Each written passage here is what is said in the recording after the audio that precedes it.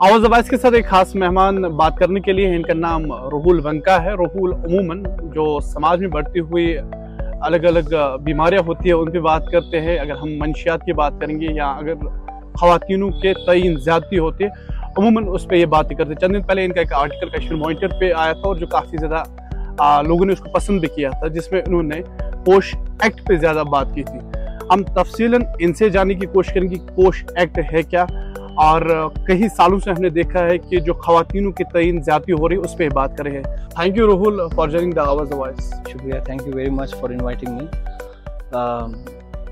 देखिए, बहुत सारी समाज में बहुत सारे इश्यूज होते हैं और वी एज ए सोसाइटी हम उन इश्यूज को जो है नज़रअंदाज करते हैं।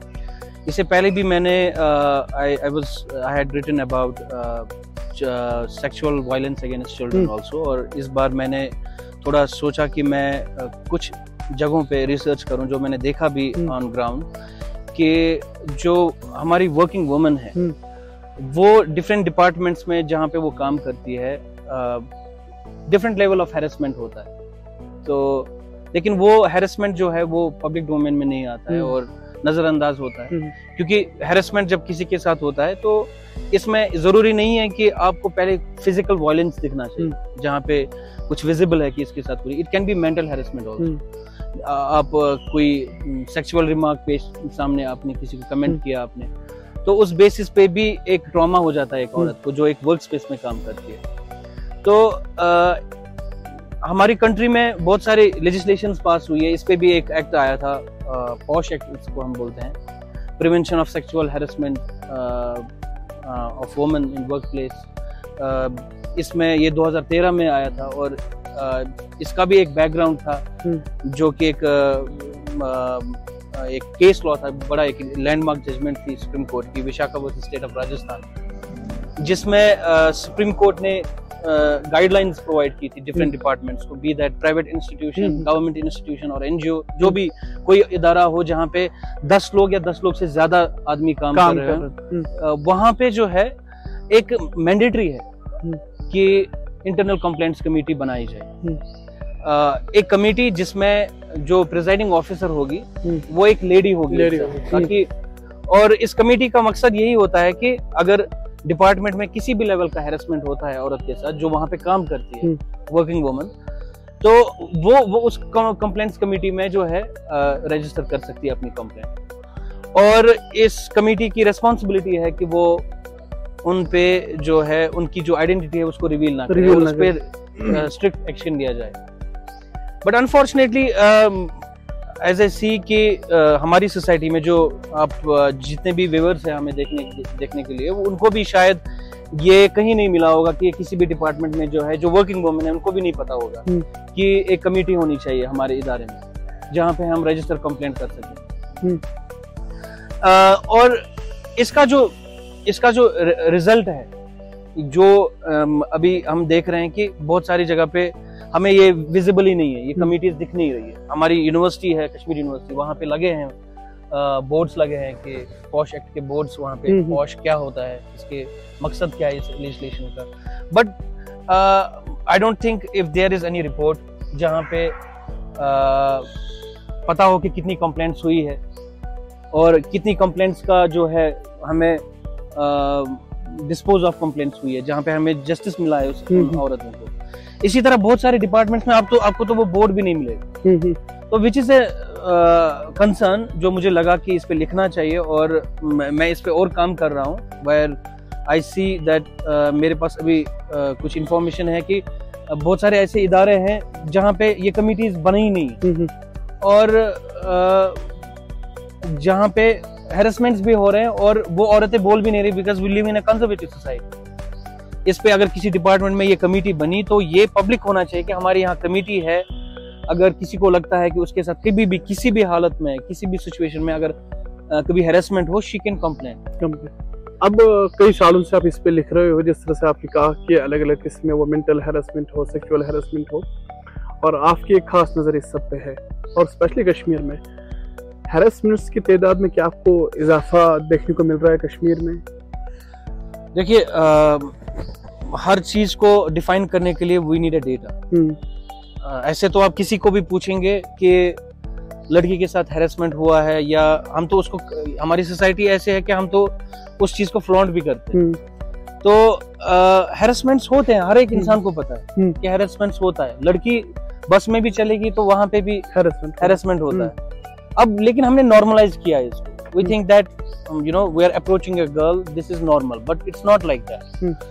ये एक बड़ा सेंसिटिव टॉपिक है जिसपे लोगों को समझना चाहिए कि जब एक मर्द अगर किसी डिपार्टमेंट में काम करेगा और उसके साथ अगर कोई अनवांटेड जो अप्रोच तरीके से, अनवांटेड तरीके से उसको अप्रोच करेगा या उसको हैरेसमेंट करेगा, कितना अनकंफर्टेबल होता होगा। Same is the case, we have to see कि we have to imagine this thing कि जब एक औरत एक पर्पस के साथ जाती है एक डिपार्टमेंट में, उसको वो रोजी कमानी है, उसने भी मेहनत की है, वो एक पोजीशन पे बैठी है, उसको काम करना है 10 to 4।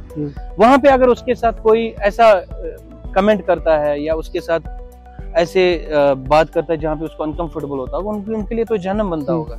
बट अनफॉर्चुनेटली हम पहले ये सोचना चाहते हैं कि भाई इस पे कंप्लेंट्स होती है कि नहीं। यहाँ पे कंप्लेंट्स अगर होंगी भी, वो रजिस्टर नहीं होती है।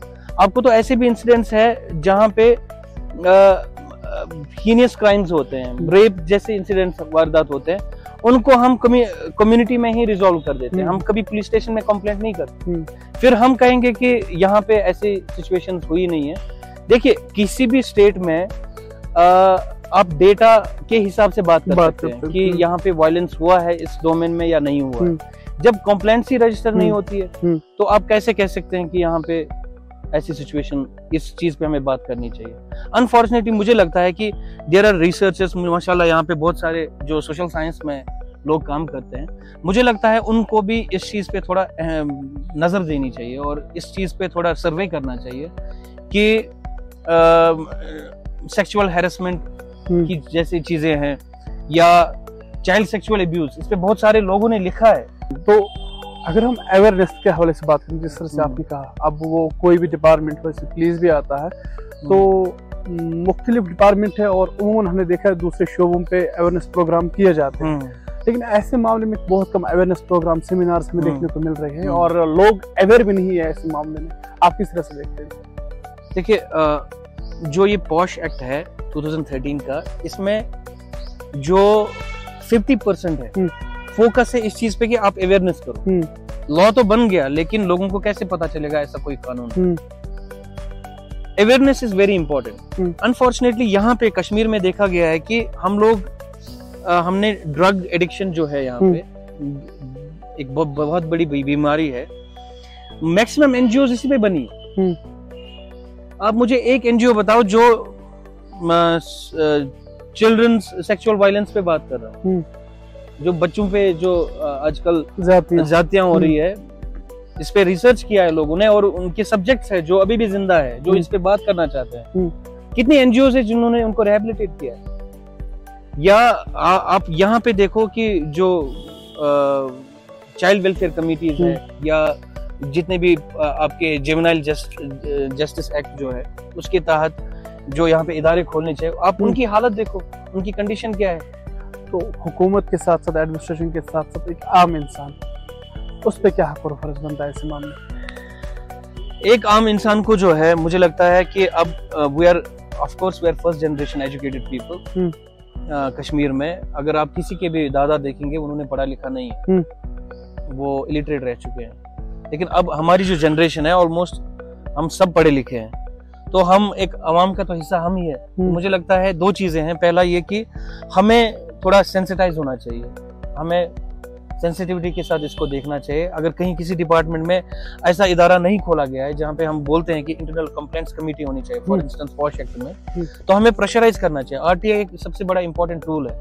हमें आरटीआई करना चाहिए, पूछना चाहिए कि आपको जो एनुअल रिपोर्ट देना है, क्या आपने वो एनुअल रिपोर्ट सबमिट किया है कि नहीं। हमें इन चीजों पे बात करनी चाहिए, पहली बात। दूसरी बात ये कि हमें थोड़ा खुद में भी थोड़ा सुधार लाना चाहिए कि जब किसी आप इदारे में आप देखते हैं औरत काम करती है, हाँ, आपको उनके साथ एम्पैथी दिखानी चाहिए, न कि आपको उन्हें डिस्करेज करना चाहिए। आपको उन्हें ऐसा रेस्पेक्ट देना चाहिए कि वो एनकरेज करे अपनी बेटी को भी कल के आपको काम करना चाहिए, है ना। और दूसरी बात ये कि हमें थोड़ा ओपन माइंडेड होना चाहिए कि अगर कहीं पे किसी के साथ वायलेंस होता है, सेक्सुअल वायलेंस होता है, या किसी के साथ ऐसा भी हैरेसमेंट होता है, हमें इतना अकोमोडेटिव होना चाहिए कि हमें उसको जज नहीं करना, इंस्टेड ऑफ हमें उनको हेल्प करना चाहिए कि इनके साथ ऐसा हुआ है कि हम कंप्लेंट करेंगे, और उनके साथ वहां तक साथ देना चाहिए जहां तक उस कंप्लेंट का कोई रिजल्ट ना आ जाए। अब जो तलबा अलग अलग इंस्टीट्यूट में ज़ेर तालीम है, प्राइवेट इंस्टीट्यूट, गवर्नमेंट इंस्टीट्यूट्स में, तो जिस तरह से आपने कहा कि उमूमन बच्चे इस सबको नज़रअंदाज करते हैं जब उनके साथ किसी भी किस्म की ज्यादती होती है, तो उन बच्चों के लिए क्या कहना चाहते हैं? जितने भी यूथ है उनको ये, पर्टिकुलरली गर्ल्स जो है, मुझे लगता है उनको ये नहीं लगना चाहिए कि हमारे लिए किसी ने जो है रहम किया है, या हमें किसी ने बड़ा रहम कर रहे हैं कि हमें पढ़ाई के लिए मौका देते हैं। It's their right and they should live with pride, और अपने राइट्स के लिए उनको बड़ा अवेयर होना चाहिए। जब एक औरत खुद के राइट्स के लिए अवेयर ना हो, शी शुड नॉट एक्सपेक्ट कि मुझे कोई और कर ले।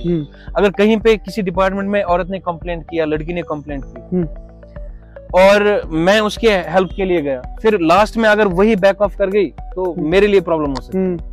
तो ये एक हमेशा एक दूसरा आदमी सोचता है कि अगर कोई कंप्लेंट कर रहा है, वो उस अपनी कॉल पे रहना चाहिए, उसको पता होना चाहिए कि it's about my right, I have to fight for it, and if she is taking some person along with her, मुझे लगता है कि वो उसके लिए एक ब्लेसिंग होगी। तो वालिदैन पे हक और फर्ज क्या बनता है, जिससे हम देखते हैं कि they are well aware about this thing, कि अलग अलग इंस्टीट्यूट में उमूमन हम न्यूज़ देखते हैं कि उस बच्चे के साथ गलत हुआ, इस बच्चे के साथ ज्यादती हुई, लेकिन उसके बावजूद ऐसा लग रहा है कि वो काफ़ी ज़्यादा बैकवर्ड है, अपने बच्चों को तैयार नहीं कर रहे हैं ऐसे मामले पे। वालिदैन के लिए क्या कहना चाहते हैं? मैं समझता हूँ कि जो पेरेंट्स है, पेरेंटिंग एक बहुत बड़ा चैलेंजिंग चीज़ है इस ज़माने में। मुझे लगता है कि जो पेरेंट्स है उनको बड़ा ओपन माइंडेड रहना चाहिए अपने बच्चों के साथ। कम से कम इतना गैप नहीं होना चाहिए कि जहाँ पे वो अपनी इनसिक्योरिटीज उनके साथ डिस्कस ना करें। अगर एक बच्चे के साथ कहीं पे वायलेंस हो रहा है या हैरेसमेंट हो रहा है, वो अगर अपने पेरेंट्स के साथ फ्रीली बात कर रहे हो, उनके साथ वो कोई भी चीज़ शेयर कर रहे हो, तो उनको नहीं वो हेजिटेशन नहीं होगी अपने पेरेंट्स के साथ बात करने। तो मुझे लगता है कि पेरेंट्स को भी थोड़ा इंक्लूसिव रहना चाहिए और अपने बच्चों के साथ उनके दुख सुख हर चीज़ में उनके साथ पार्टिसिपेट करना चाहिए और उनके साथ ओपन माइंडेड रहना चाहिए, ताकि उनके बच्चे के साथ आउटसाइड होम क्या हो रहा है, because parents are always protective about their children, but उनको ये चीज़ भी समझना है कि अगर बच्चा इंस्टीट्यूशन में जाता है तो वो मैक्सिमम प्रोडक्टिव टाइम वहीं पे स्पेंड करता है, और वहाँ की इन्फॉर्मेशन उनको तभी आएगी जब वो फर्स्ट टाइम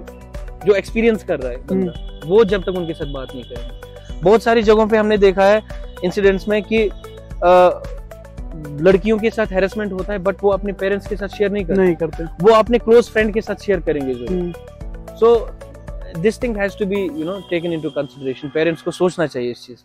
बहुत शुक्रिया आवाज के साथ बात करने के लिए। Thank you very much. Thank you very much.